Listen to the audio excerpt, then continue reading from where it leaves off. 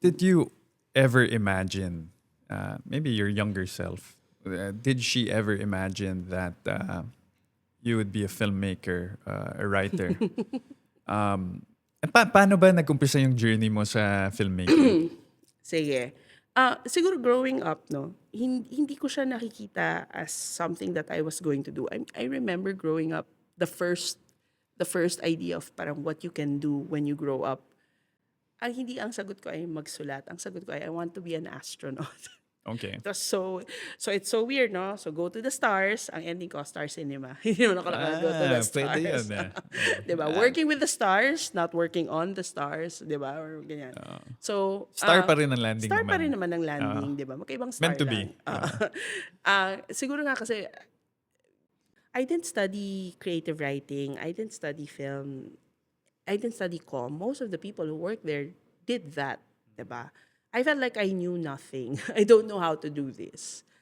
But you're just learning along the way, 'di ba? Parang okay. And nandun ka sa maybe they saw something. I don't know what they saw, 'di ba? So, ano ka lang, try ka lang every time may brainstorm, you give ideas, you try to write it the best way you know how, ganyan.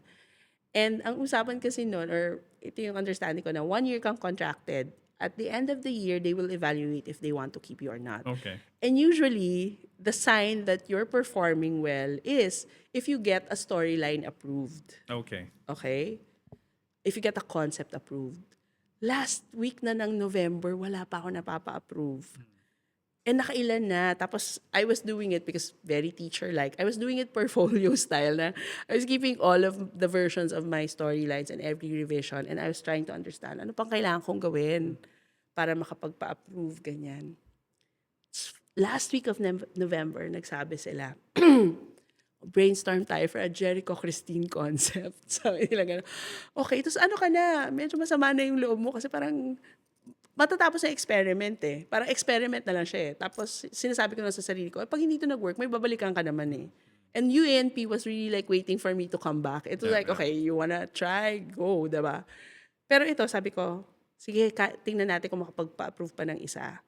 So I came up with this storyline set in Malaysia kasi the intention was there was going to be a Malaysian co-partner because the original Pangako Sa'yo was so famous in Southeast Asia, particularly Malaysia and Indonesia and Why? in Like, Africa. Filipino? Hindi naman Filipino Yeah, siguro. but Ano yung dinub or? ibang parts dubbed, iba subs. Pinapalabas nila sa TV. I think because Jericho had very Malay features and so gusto nila yon. And then yung features din ni Christine, parang ganong klaseng babae yung gusto nung audience na yun. But more it was like the sweeping love story and yung feeling na nung mga naaapi na nagtatrabaho sa lupa, I guess nakaka-relate din doon. So, yun yung concept na first na approve. Na yun yung sabi sa akin, baka pwede ka pa magstay. Okay. Baka naman may chance ka pa dito. Baka pala may labang ka pa sa Baka karir may na to. laban pa. Okay. And then, eventually, I wrote the storyline. And then apparently, nung pinabasa nila kay Aga, marami kami nag-brainstorm nun dun sa project na yun. When Aga saw daw my storyline, when he read it, sabi niya, ito to. I'm so excited. Nagandahan ako sa twist. Hindi ko in-expect yun. May ganun siya. And so, after that, I met Aga, si Kuya Aga. And then sabi niya, tuwan-tuwa ako sa'yo, ganyan-ganyan. Tapos he kept asking me, ilang taong ka na? I think nagugulat siya, parang, bata mo pa lang, paano ka nakakasulat ng mga ganon. So, when I wrote that, ang naalala kong comment nila, yung booking, may department kami sa Star Cinema, yung booking and distribution. So sila yung kumukuha ng mga iba-ibang sinihan at Yeah. kumbaga parang in a way, they're the ones selling the film to the theaters, to the distributors.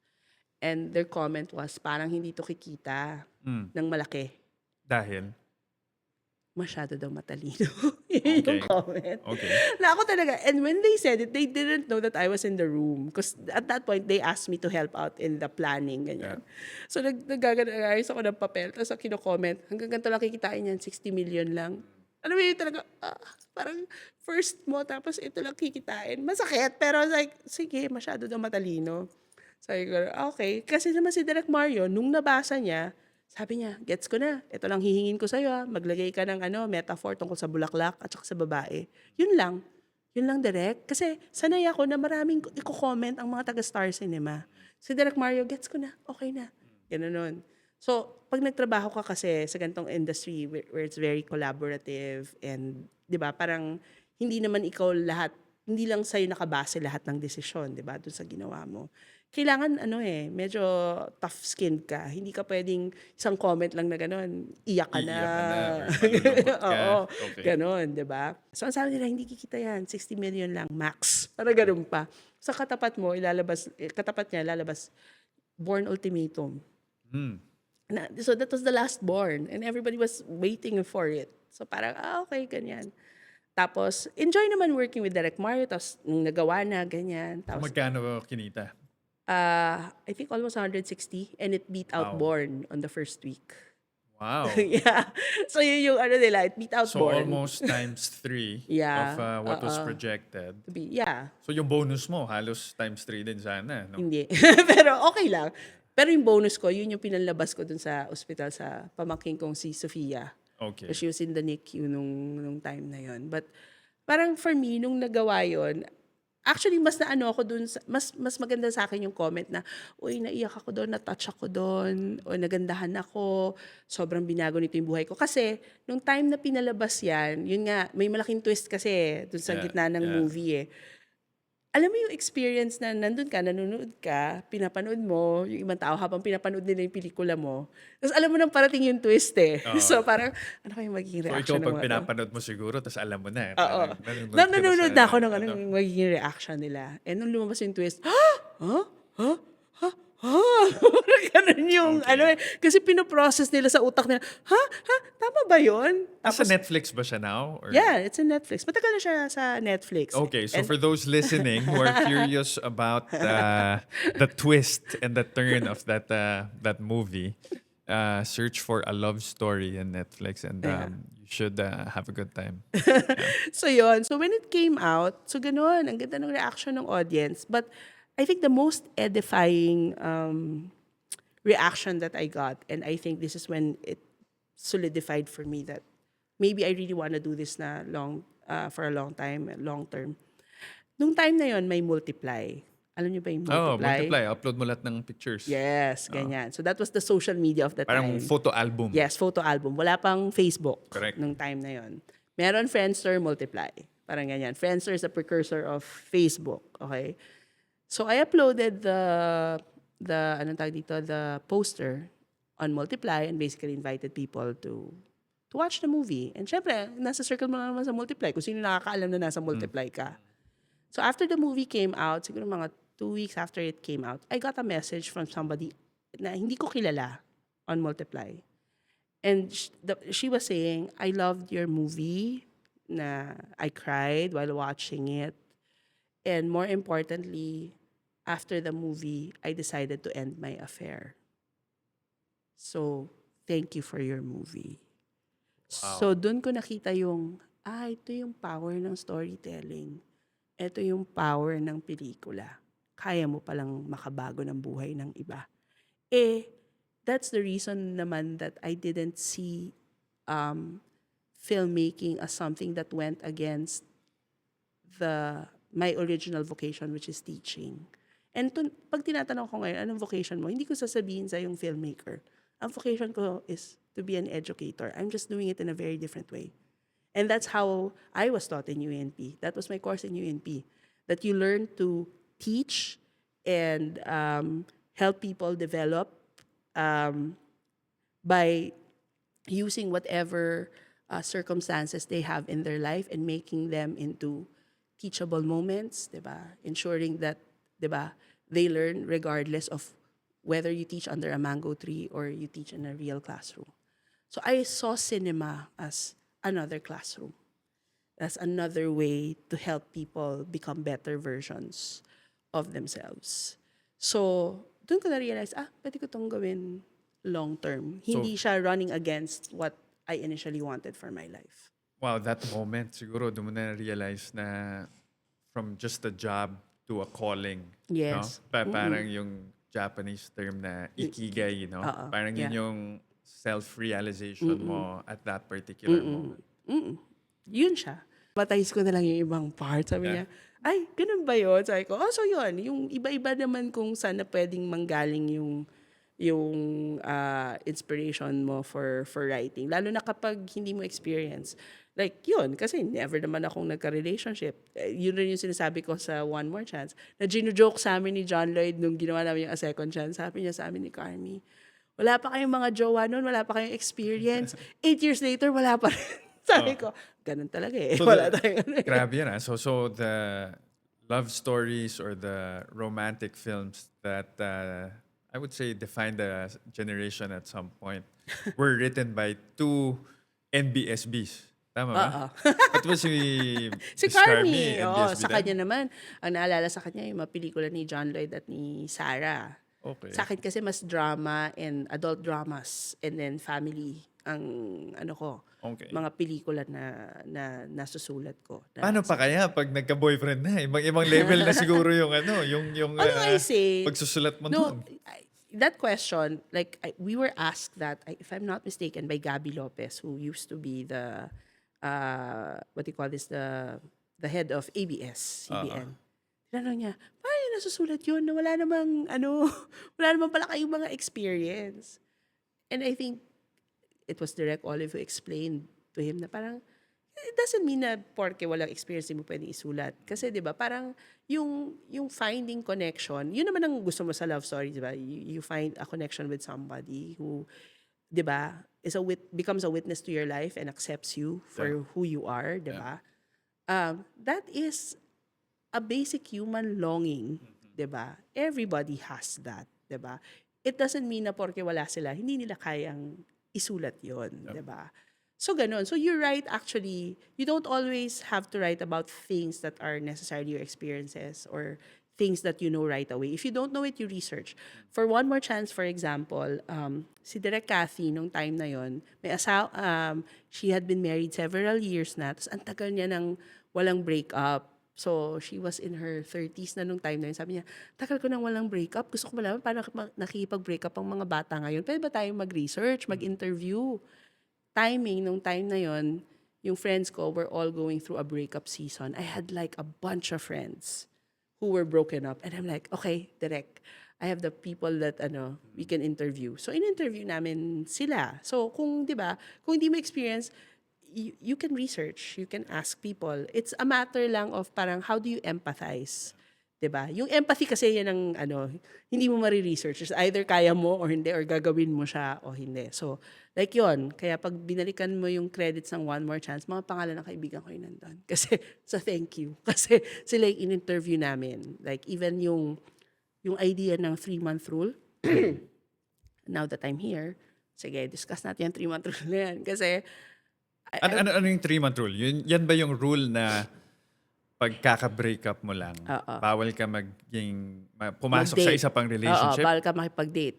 Date pala, Oo, date kasi pa lang, yun bawal yung in 3 months. that's what Okay. Drunk Popoy was saying. Okay. Bash, hindi mo ba alam yung 3-month rule? Okay. Maghihintay ka muna ng 3 months bago ka makipag-date sa iba. Okay. Gaganon siya. Okay. Ano ka ba? Kating-kati ka? Gaganon Okay. si Popoy, ganyan. That 3-month rule, by the way, for the young kids who are listening who actually believe that it's real and it's true, hindi po totoo yung 3-month rule. Kaya yung mga friends ko na, totoo ba? Sabi ko, hindi.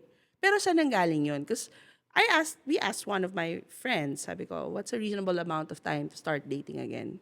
And casually he said, I don't know, 3 months. So he said that. So sabi ko, interesting to put it there. Pero pag tinatanong ako, lalo na ng mga bata, maybe because I've gotten older, I'm more conscious when people ask me about that 3-month rule. And I always say, there's no such thing as a 3-month rule, okay? You move on, you move forward, you Kanya-kanyang start pace dating naman again. no? Exactly, Oo. when you're ready. If you're ready in 3 days, great. If you're ready in 3 years, great. If you've healed, if you've been transformed, if you're ready to jump again, that's when you date. Walang 3-month rule. Hindi totoo yun. It's Okay. more, kailan ka ready? And I really, parang every time I'm asked to talk about it now that I'm older, I really make sure I talk about it. Kasi minsan yun yung worry ko naman with some of the films that I make na they become as one young creative told me, it's become a cultural touchstone. On creating a movie, kasi kanina pinag-usapan natin yung originally it was supposed to be Echo Tin, it became John Lloyd Bea. Uh, in the Philippines, tama ba na sabihin ko na artista-specific yung movies? Or meron ba tayong movies na talagang, or films na talagang the story is just based on these characters and then people need to audition and you get the best fit for that character? Meron ba tayong mga ganun? Or is it really na, syempre, it's still an industry, it's a business, Yeah. di ba? Na itong mga artista na to yung mabenta, gawa kayo ng pelikula na bagay sa kanila. Ano ba yung situation natin dyan Okay. sa film? Kasi nga, my experience has been solely with ABS-CBN. So, ang nangyayari kasi nga, again, as you said, it's a business as well, diba? So, usually, you have contracts with your actors, diba? That the company needs to fulfill. So, pag nakasulat doon, may ganito siyang pelikula na kailangan gawin, diba? Iisip ka na, kailangan na siyang gawa ng pelikula. Tapos, if you put on yung producer's hat na you need to make money so that you can actually make more movies, and you need to make money because you're running a company that not only feeds your employees but feeds your employees' families. You have to Yeah. think that way. So you have to think, sino kaya yung artista na gugustuhin panoorin ng tao? So you come up with parang combinations of artistas that could work, or sino yung hottest love team na for sure may manunood. So gagawan mo sila ng pelikula, 'di ba?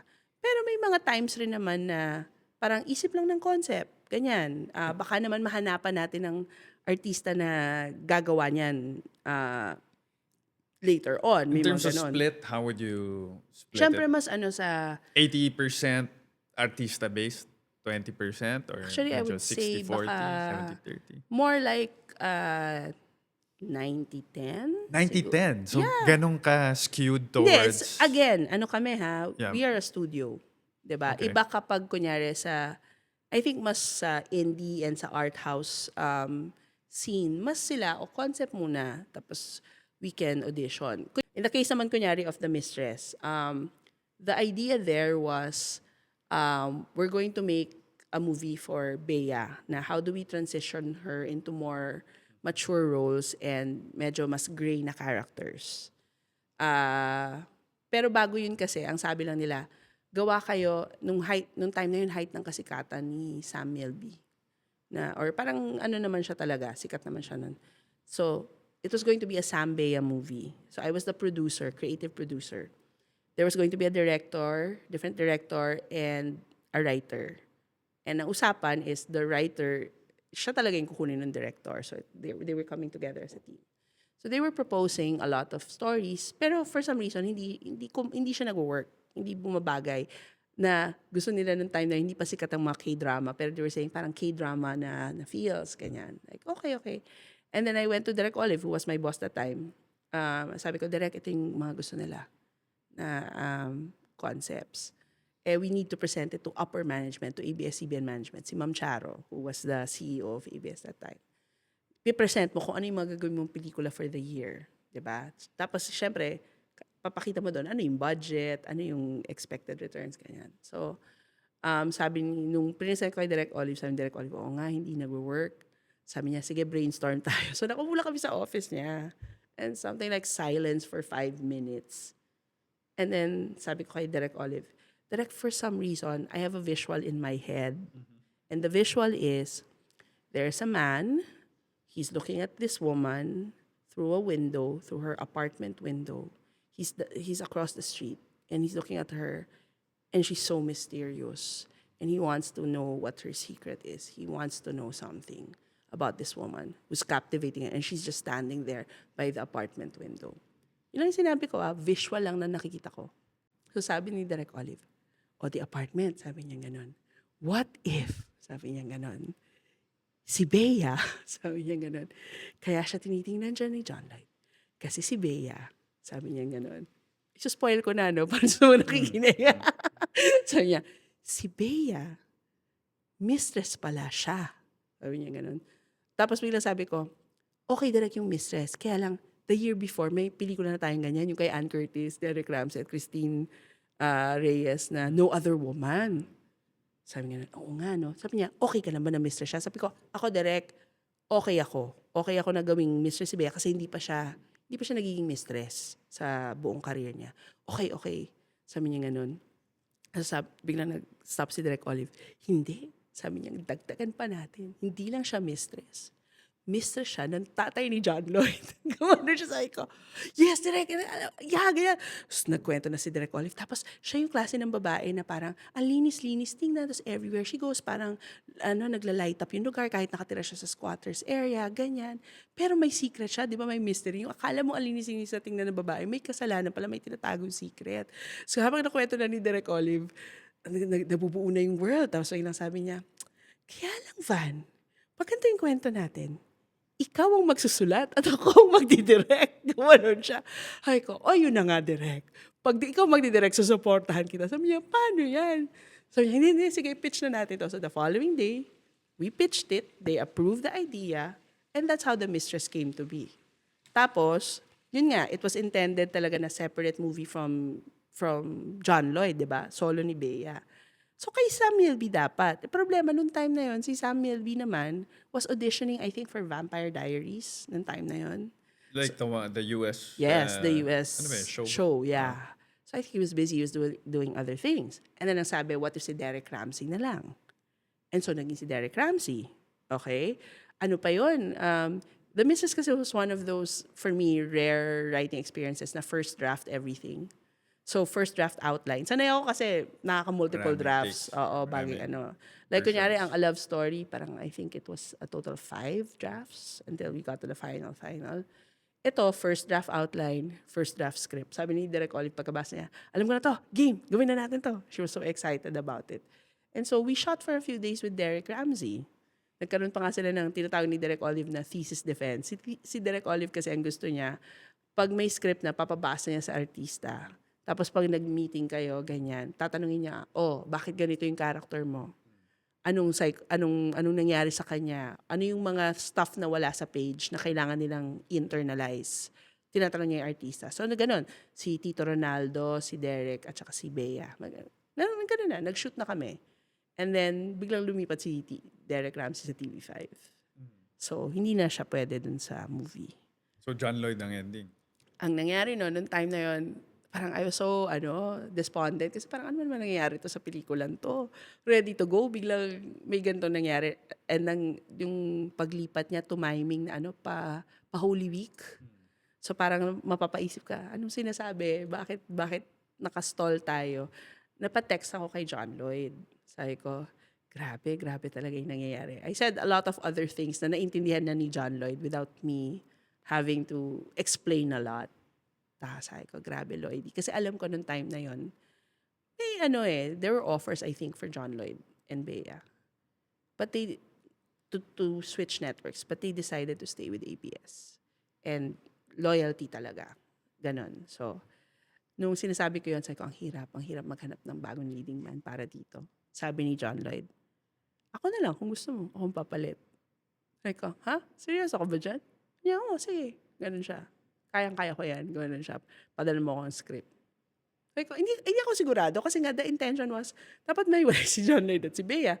Bakit ko isasuggest si John Lloyd, di ba?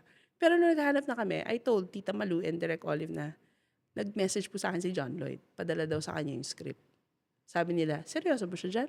Sabi ko, tingnan po natin. Yun ang sabi niya sa akin.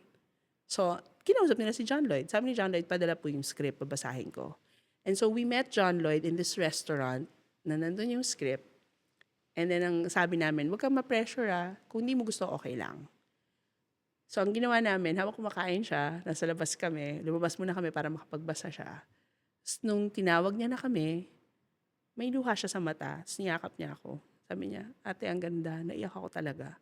Gawin natin to. I'm gonna do it. Hindi ko alam kung paano maging sexy kasi requirement na character sexy. Ang ganda, pero gagawin ko to. I love it. Gumanon siya. So, kaya naging si John Lloyd. Yun. Pero hindi siya ang original na intention na ano. Na ngayon nga, sinasabi ng lahat ng tao, wala kaming ma-imagine na ibang tao na pwedeng gumawa nun. Sabi ko, pero nung si John Lloyd, sabi ko, kinailangan ko rin namang i-adjust ng konti yung script para mas bumagay kay Lloydie. Pero ganun kagaling na artista si Lloydie na parang yung original hulma nung character na carry off niya. Saka sabi ko, yung sexiness naman kasi ni John Lloyd is not something physical. It's something na has to do more with his personality. So, ganun namin siya ginawa. Pero yan, tinan mo, it's intended for a different artista, but a different artista did it. Pero most of the time, meron kaming, yan, mga ideas kung sino yung pwedeng gumawa or mga obligations minsan, contractual obligations, 'di ba? Or sometimes there would be times when you can say, ay, nakita ko to for this artista na kailangan natin gawan ng pelikula. Pwede ba? 'Di ba? Or may director magpi-pitch. May mga ganun. Pero most of the time, artista-driven kami kasi studio type na kami. But with others, mas more kung ano yung naisip nila and then ibabagay nila. Or kung sino yung artista na talagang babagay doon. Right. One of your most successful and maybe household favorite movies was the Four Sisters and the Wedding. Mhm. No? Ano yung inspiration mo to come up with such a family movie? Actually, it started out as really there was a directive lang talaga to work with Ribisco. So Ribisco at that time, so that was 2013, was going to be celebrating their 50th anniversary. Timing naman 20th anniversary ng Star Cinema. And Ribisco wanted to thank their loyal consumers with a movie na saying thank you to them. And in a way, parang ang gusto nila i-communicate na message is kailangan mong pasalamatan rin yung mga tao sa buhay mo that have stayed there with you for the longest time. And that's your family. Diba? So, syempre, ang ano ng Ribisco, ang market nila, mostly mothers, 'di ba? Kasi yan yung bibili ng baon. Siya yung decision maker. Siya yung decision maker sa pagbili ng mga biskwit na yun, ay papabaon sa anak niya, 'di ba? And mothers rin naman like going to movies, watching movies, 'di ba? So, ang directive lang talaga is parang think of a family movie na lighthearted and yun nga, yung i-communicate yung message of gratitude, ganyan. So, nung time na yon, when they asked us to think of the movie, ano pa ako nun eh. Kasi, ano lang kami, writer-producer ako. Pero part nung job, nung project na yun, is kailangan ko humarap sa executives ng Ribisco to pitch the story. How did that concept come about? Okay. May apat na magkakapatid and then biglang may isa kakasala yung bunsong lalaki. So, marami kaming pinitch na ideas at hindi lang yung version na may apat na kapatid na bunsong lalaki kakasala. 5 magkakapatid pala. Oo. Meron kaming isa na nagro-road trip talaga. May ganun kaming Okay. concept na na-pitch. Tapos, isang version tong kwento na to. Naalala ko pa, nung pinag-pitch kami noon, I think they were so happy with the pitch that they dropped the advertising agency working with us. They were saying, kaya na ni Van, sige, babay na yung ad agency. Kasi usually may ganyan eh, kapag may lalapit na kliyente sa Star or ano, Correct. may ad agency na nakapagitan. And since Four Sisters, parang we work directly na talaga with Ribisco kasi ang ganda naman ng naging relationship namin with them. So, nalala ko, pinag-pitch nila ako dun sa management, kina Mr. Nangda ng family. And sinabi nila, sige, okay yan. And then, yung core idea was given to Derek Cathy. Okay naman kay Derek Cathy. And nung time na yon may mga sinasuggest na pwedeng maging artista. I think na-mention to ni Angelica in a podcast na isa sa mga parang, hindi naman bubog, pero isa sa mga nire-regret ni Angelica na hindi niya na nagawang pelikula was Four Sisters. Siya ba dapat isa doon? There was a version of the movie where, it could have been the four of them. But there was... Sino yung papalitan niya doon? if ever? Hindi naman papalitan. Kasi, kung halimbawang naging silang apat talaga yon. Sino yung silang apat? Sorry. Tony, Bea, Angel Oxin, Angelica. Sa pagsusulat kasi, hindi pwedeng isang plot lang yung sinusundan mo. May plots din kasi yung ibang kapatid. At Correct. kailangan Correct. sumabog-sabog sila. Yep. If there are too many plots, parang hindi mo na masusundan yung movie. Pero I understood the assignment as the 3 major plot lines had to involve the 3 girls. Okay. So, yun siya. So, originally, it was going to be written by a different person. Si Direk Cathy was going to direct. And sabi ko, ang ganda lang to treat it na, more like a rom-com. Kasi si Direk Cathy is known for her rom-com, di ba? Na, nung time na yun, kasi pag sinabi mong family movie, it's either super drama, Yeah. like Tanging Yaman, Yeah. Yeah. or super absurd comedy, like Tanging Ina. So, this Yeah. was going to have to fall in the middle. Very real, but, di ba, yung real na drama ng pamilya with lots of, di ba, comedy. And, yun nga, first time naman gagawin ni Direk Cathy as a rom-com director. So, medyo yon challenge rin yon, I think, even for Direk Cathy. Tapos, a different person was supposed to write it. And, nagka-several drafts na, hindi nag-work. So, nakiusap na sa akin yung isang producer and management. Sabi, can you take over? Can you write it na? Kasi we need to shoot. Kasi may play date tayo. We need to meet the play date. So, can you shoot? So, kaya pumasok na ako, and that's how I came to write Four Sisters. Yun yung context ng pagsulat. Ako lang, dahil nga merong baby boy dun sa dulo, ini-imagine ko na lang parang it would be so hard probably for this baby boy to be living in a house of very strong-willed, dominant women, 'di ba? And if you notice, all the names of the sisters are male names as well. Teddy, Bobby, Alex, and Gabby. So, kasi I was trying to communicate na, ano to, di ba? Kaya nilang i-challenge Oo yung nga, no? male nilang kapatid, di ba?